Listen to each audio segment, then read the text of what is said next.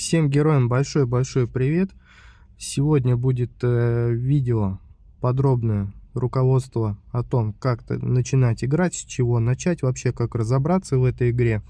Данное видео у нас подойдет для начинающих игроков.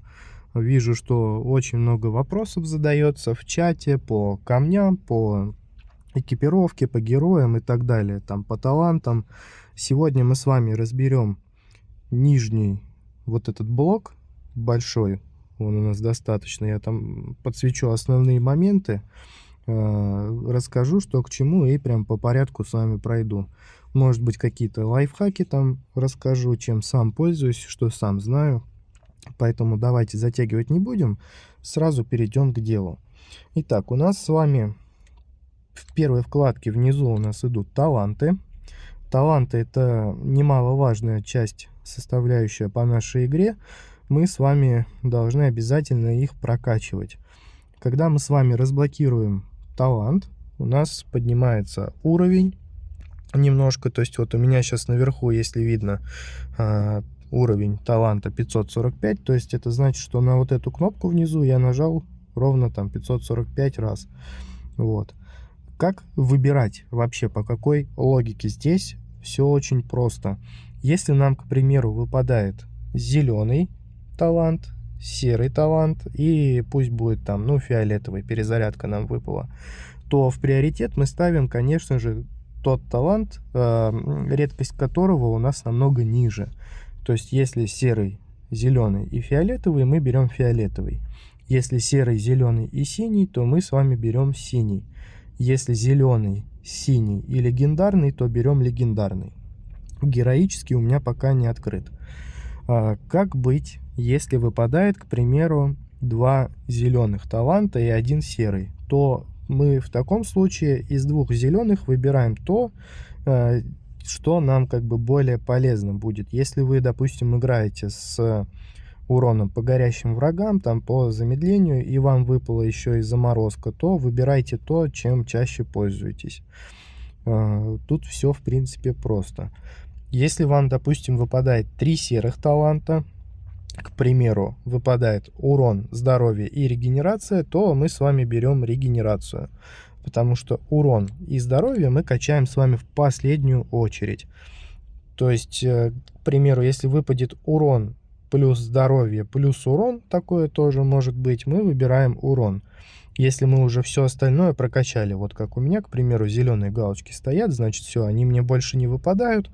И, соответственно, я сейчас на том этапе, когда надо прокачать до конца урон, и потом уже буду прокачивать, переходить на здоровье. Если мне выпадает, к примеру, урон, здоровье и какой-нибудь вот из... ну вот видите, редкие я уже почти все прокачал, у меня только бонус свитков остался. Вот, то есть если выпадает урон, здоровье и вот что-то вот из зеленого, синего, фиолетового или вот легендарного, то я, естественно, выбираю тот, который редкий. Все, здесь мы с вами разобрались. Монетки у нас фармят для разблокировки талантов на сложном уровне. Стараемся проходить там. В принципе, с этим все. Здесь сложного ничего нет. Логика простая. Дальше у нас вкладка по питомцам. По питомцам скажу так, не особо я люблю вообще вот эту вкладку, не особо она мне нравится, поэтому здесь как-то я так более-менее пассивно к этому отношусь. Ну, в походы ходим, это однозначно, то есть не упускаем этот момент. Здесь у нас разные ячейки, и по ним у нас сверху мы видим таймер, который у нас обновляет по истечению награды за прохождение вот этого вот похода. Снизу у нас показано песочные часы и время, которое будет потрачено на открытие того или иного похода. То есть мы нажимаем, у нас пошел таймер 2 часа, там его можно ускорять, можно, чтобы не ждать. Я ускоряю только там, где золотые ключи. Я не люблю ждать золотые ключи, поэтому если они у меня выпадают, я их сразу пропускаю. Пропуски мы берем во вкладке магазин внизу. Вот у нас валюта, мы его забираем, он у нас добавляет, точнее сокращает 1 час от нашей экспедиции. Здесь по питомцам, после того, как вы их откроете, Естественно, мы стараемся прокачать в первую очередь того питомца, чья редкость выше. Ну, у меня, вот видите, у меня был прокачанный грифон, мне он не понравился, не зашел, вот это отталкивание. Многие игроки, наоборот, его хвалят, он им нравится, что он отталкивает, там ставят, к примеру, пламя лапов пассивного.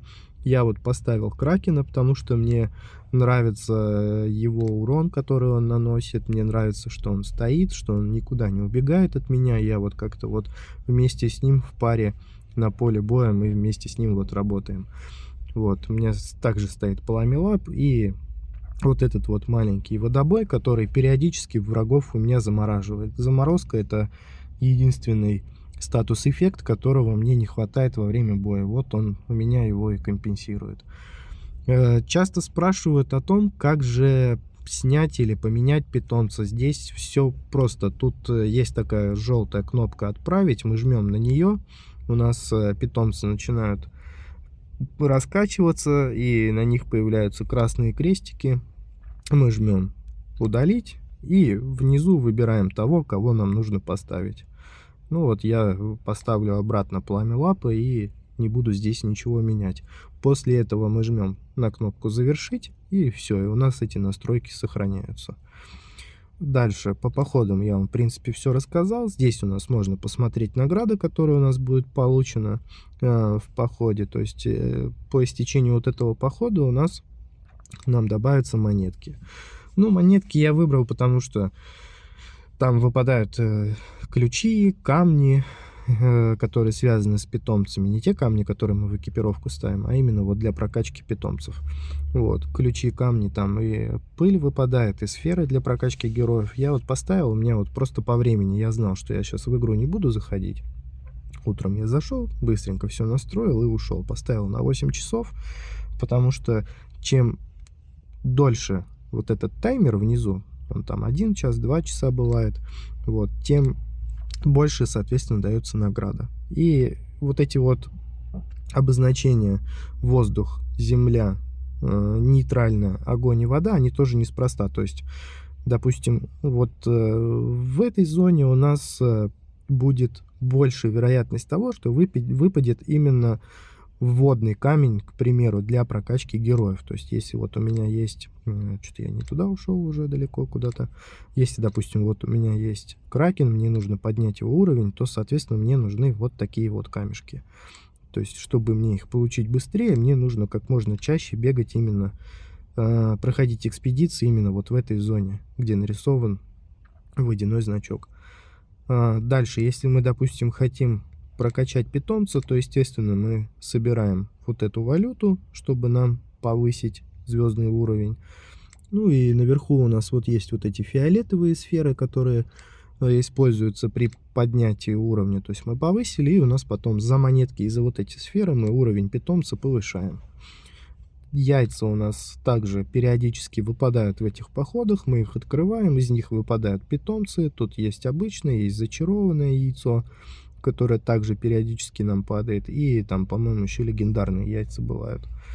Так, ну по магазину здесь все, в принципе, ничего такого толком интересного нет. Единственное, что можем зайти во вкладку «Валюта» и что-то там, к примеру, докупить то, чего нам не хватает, но очень-очень мы этого с вами хотим. Но не рекомендую вам этого делать, потому что рано или поздно все равно вот эти камни, они вам выпадут. Поэтому просто ждем и надеемся на то, что нам что-то здесь упадет. Дальше по героям. Здесь, конечно, большой такой раздел. То есть у нас, давайте будем идти сверху вниз, портал. Мы копим с вами руны, камни. Вот они, валюта. Как только мы с вами накопим 20 рунных камней, у нас здесь появляется открыть, и после открытия у нас выпадает 3 предмета, которые мы получаем. Как правило, это осколки героев, то, что нужно очень нам. И выпадают еще также всякие разные книги, с помощью которых мы прокачиваем героев. И не осколки, а сферы героев, которые нам нужны для того, чтобы поднимать уровень самого персонажа. лагерь фракции, который дает нам также небольшие улучшения именно по классам персонажей. Если есть возможность у вас кого-то сюда поставить, то обязательно ставьте. Вот за кого чаще играете, того и ставьте. Не упускайте этот момент. Это ваша выгода, ну, небольшая, но все равно ваше преимущество. То есть, к примеру, у меня сейчас стоит вот тайный маг, потом огненный маг и кристальная госпожа. То есть, если я их, допустим, поменяю местами, то у меня вот ледяная королева будет получать там дополнительный урон по замороженным врагам. Здесь мы долго не зависаем, тут мы просто расставили и ушли. Дальше. Вот вкладка по персонажу. То есть, что мы здесь можем узнать? Он у меня сейчас на 2 звезды и 2 кусочка от одной звезды тоже он прокачан. Прокачивается вот это вот у нас звездный ранг, это нужны осколки. Осколки мы берем в портале, который вот где 20 рунных камней, одно открытие, вот там осколки выпадают довольно-таки редко. Если мы чего-то ждем, то пройдет очень и очень много времени для того, чтобы что-то выпало действительно нужное нам. И выпадает это все, как правило, в тот момент, когда мы этого не ждем. Также мы можем поднять уровень персонажа. Чем выше уровень, тем больше у нас характеристика по конкретному персонажу. Но есть еще также характеристики, которые влияют на всю картину в целом, то есть на всех персонажей наших, то есть на наш общий, на наш аккаунт игровой.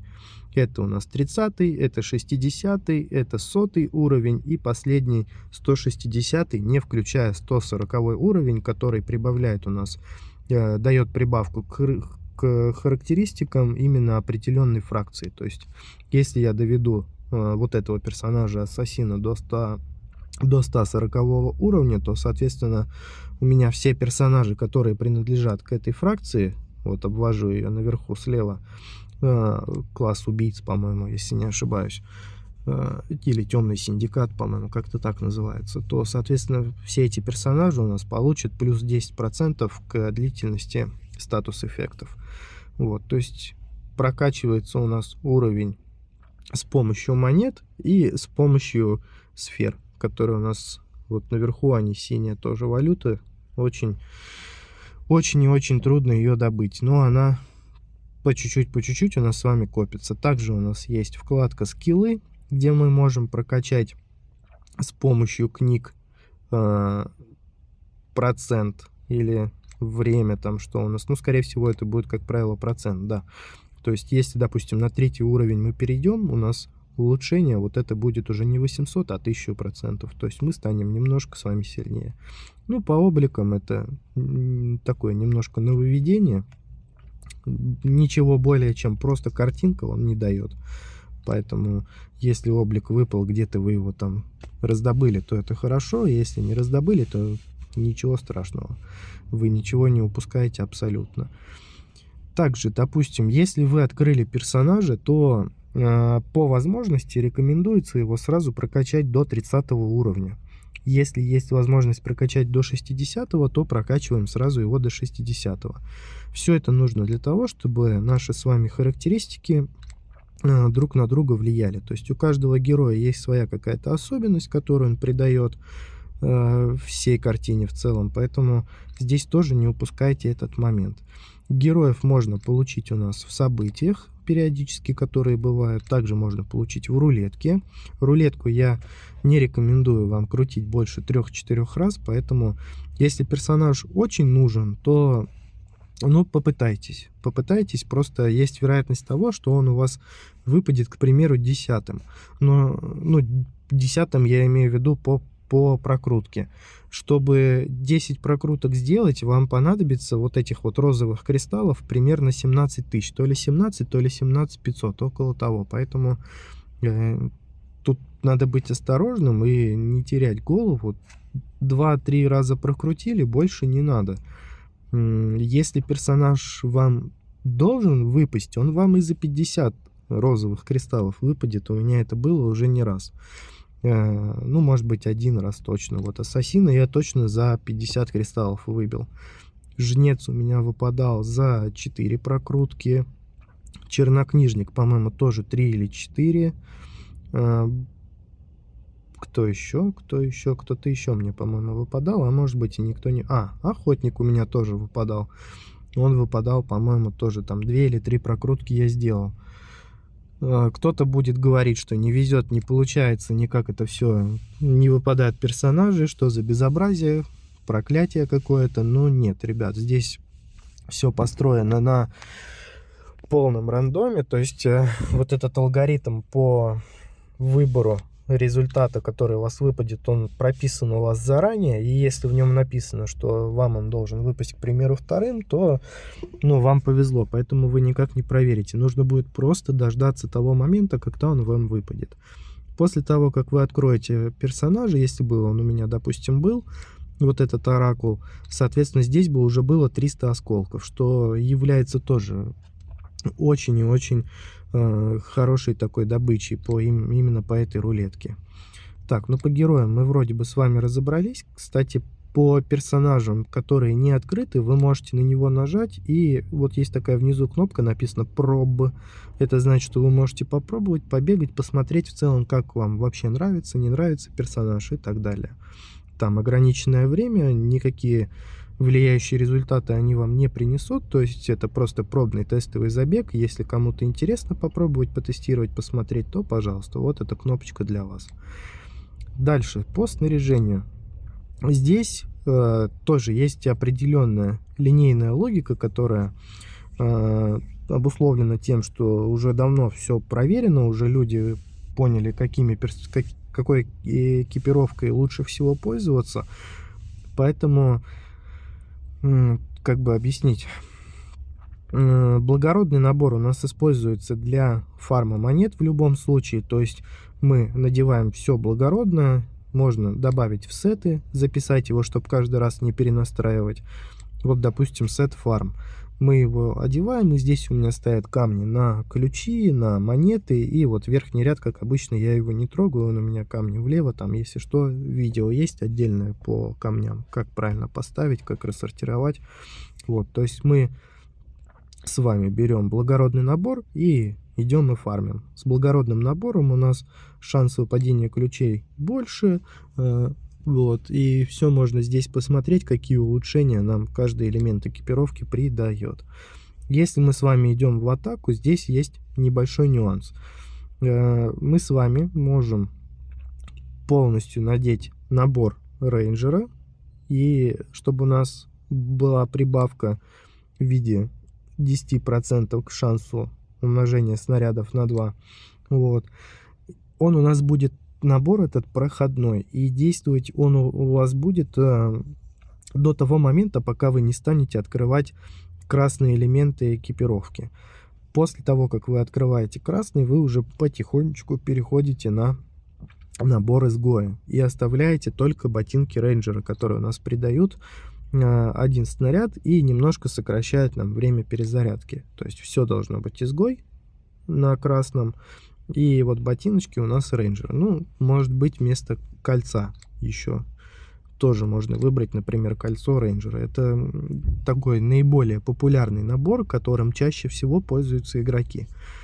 Вот. Здесь, в принципе, тоже на этом долго останавливаться не будем. Если вы, допустим, хотите пройти арену, то мы можем использовать с вами амулет волшебника, который нам придает 2 апгрейда на старте. Также это у нас идет корона аристократа, которая дает нам еще 1 апгрейд. И там где-то еще что-то есть, ну, не особо этим пользуюсь. Я вот ничего не меняю, прям вот так вот в этой экипировке арену и прохожу. Пока что до 18 уровня я дохожу, и вот пытаюсь его пройти, но не получается. Ну, хотя бы что-то. И это тоже все вопрос времени, рано или поздно это все у нас получится в любом случае. Так, ну по самоцветам я, в принципе, основные моменты, все это озвучил в отдельном видео, там в руководстве, в папочке это все есть. Рекомендую ознакомиться, посмотреть. Там все подробно рассказал, почему именно такая у меня именно такой расклад по камням у меня стоит, поэтому посмотрите обязательно. Сеты добавляйте тоже, сохраняйте, чтобы у вас был атакующий сет, сет на фарм. Если не жалко, можете разблокировать еще один слот, если, допустим, за несколько персонажей играете. Поэтому тут уже на ваше усмотрение. Кузнец. Здесь тоже ничего сложного нет. Если вы три одинаковые вещи собираете по редкости, то они у вас складываются в одну более редкую вещь. И, допустим, 3 серых это дают одну зеленую, 3 зеленых дают одну синюю. Ну, чтобы 3 зеленых собрать, это нам нужно, получается, 9 серых. Вот, все это тоже немаловажно. Нам с вами нужно все это через вот эту кузницу делать, и не упускайте этот момент. Дальше огранщик. Здесь у нас можно объединять камни. Ну, тут тоже я рассказывал в том видео, которое про камни. То есть мы с вами камни влево объединяем смело, потому что больше одного камня мы с вами не поставим. Камни вправо мы объединяем с умом, смотрим то, что нам нужно, чтобы у нас не терялась значимость. То есть лучше у вас будет 6 камней маленького уровня, чем один камень большого уровня. Поэтому тоже посмотрите это видео, там все это я озвучил, рассказал. Гильдия. После того, как вы вступаете в гильдию, вы можете делать забеги ежедневные. То есть у вас есть один билет, ваша задача набить как можно больше очков, чтобы зарабатывать вот эти красные камешки, которые вам позволят потом в магазине купить то, чего вам не хватает. Здесь рекомендуется открыть в первую очередь паладина. Может быть, вы его прокачаете, чтобы там урон или область, по-моему, у него побольше будет. Я периодически здесь покупаю сферы героя, чтобы у нас я быстрее прокачивал персонажей, быстрее этот уровень у нас поднимался. Вот. Также рекомендуется покупать самоцветы, которые дают нам заряд ульты, продолжительность ульты. Ну, в приоритете, конечно, именно заряд ульты, потому что 10 или там, к примеру, 12 секунд продолжительность ульты вы разницу особо не почувствуете, а вот время, которое уходит у вас на перезарядку ульты, вот это будет уже ощущаемо. То есть, чем меньше мы находимся вне ульты, тем нам лучше. Поэтому заряд ульты тут нам очень сильно в этом помогает. Обязательно рекомендую его поставить.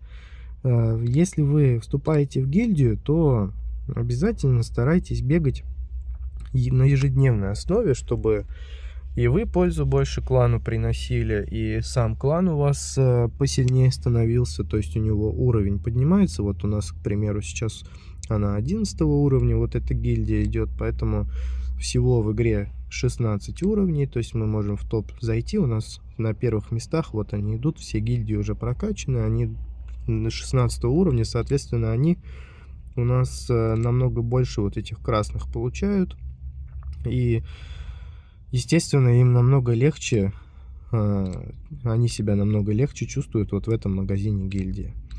Здесь у нас последняя вкладка магазин. Здесь у нас ежедневно мы заходим, берем вот здесь вот эти бесплатные обязательно розовые кристаллы, монетки, ключик. И после этого мы переходим в снаряжение и открываем сундуки. Сундуки мы открываем только за выпавшие ключи. Не надо, не открывайте, не тратьте вот эти розовые кристаллы. Это не совсем целесообразная инвестиция, поэтому ключи накопили, открыли. И также мы здесь создаем самоцвет. Чтобы создать один самоцвет, нам нужно набить 600 кусочков пыли, она так называется, эта валюта, и после этого у нас создается самоцвет. Так, в принципе, по нижнему меню я думаю, что все рассказал. Ничего нового кто-то из опытных игроков не узнал. Ничего толком нового, да, в принципе, да. Ну, на этом, я думаю, мы сейчас с вами первую часть закончим. Ну да, скорее всего, да. Первую часть мы с вами закончим, а потом по второй части я расскажу про вот этот верхний ряд, какие там могут быть преимущества и так далее. Вот, поэтому, надеюсь, кому-то это видео поможет. Кто-то хотя бы чуть-чуть подразберется у нас в игре. Вот. Если будут какие-то вопросы, то обязательно вступайте к нам в чат, в сообществе ссылка есть, задавайте вопрос там. Ребята всегда друг другу помогают, подскажут, поделятся секретами, ответят на вопросы. Всем спасибо, кто посмотрел. Всем героям пока.